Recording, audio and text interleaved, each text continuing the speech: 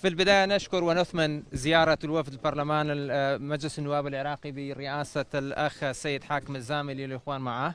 نثمن جهودهم وحتى يتشوفوا بأعينهم التفاصيل لهذا المنزل. استهداف لهذا المنزل هو استهداف لأربيل، واستهداف لأمن إقليم كردستان، استهداف لأمن العراق، استهداف للسيادة العراقية. فنثمن تثمينا قد عاليا جدا مديوم إلى إقليم كردستان، وسوف نبقى على الاتصال مع الإخوة في المجلس النواب العراقي لهذا الجلسات الخاصة وأي معلومات أخرى، أي زيارات، أي لجنة تقصي من الحكومة العراقية، من المجلس النواب، من اللجان الدائمة في مجلس النواب، من الكتل المختلفة، من الدبلوماسي، من السفراء. احنا نكون في خدمتهم لإثبات بأن هذا منزل استهداف منزل عائلي لعائلة كريمة، عائلة معروفة على مستوى العراقي، عائلة خيرة.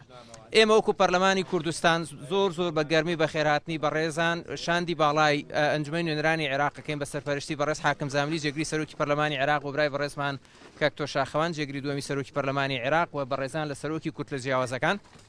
ئێمە هەر لە یەکەم ڕۆژ وەکو پەرلەمانی کوردستان بە توندی ئیدانەی ئەم پەلامارە تیرۆریستیمان کرد کە کراوەتە سەر خانەوادەیەکی دیاری هەولێر و کوردستان. ئێمە پێمان وایە ئەمە پێشێلکردنی سەروەری خاکی عێراق و هەرێمی کوردستان و ئەو سیادەیە کە هەیە. بۆیە ئێمە وەکو هەم هەرێمی کوردستان بە هاوکاری لەگەڵ حکوومەتی عێراق، لەگەڵ پەرلەمانی عێراق پێکەوە ڕوبەڕووی ئەم بابەتە بینەوە. هەر ڕێکارێکی یاسایی پێویستکە بۆ ڕوونکردنەوەی زیاتر ئێمە ئامادەین و ئەو زانیارانشی کە پێویست بێ ئەدرێتە بەڕێزان بۆی بەرچاوی هەموو دنیا ڕوون بێتەوە کە ئەم پەلاماری کراوەتە سەر شاولێورێر بە تەنها پەلامارێک نەبوو بۆ سەر عایلە، پەلامارێکە بۆ سەر ئاسایشی ناوچەیی و بێ خەڵکی عێراق و خەڵکی هەرێمی کوردستان، پەرلەمانی عێراق و پەرلەمانی هەرێمی کوردستان، حکوومەتی عێراق، حکوومەتی هەرێمی کوردستان پێکەوە ڕوبەڕووی ئەمە ترسیانە ببنەوە، چونکە ئەمە لێدانێکی تەواوە لە سەروەری عێراق و زۆر سوپاسدانم.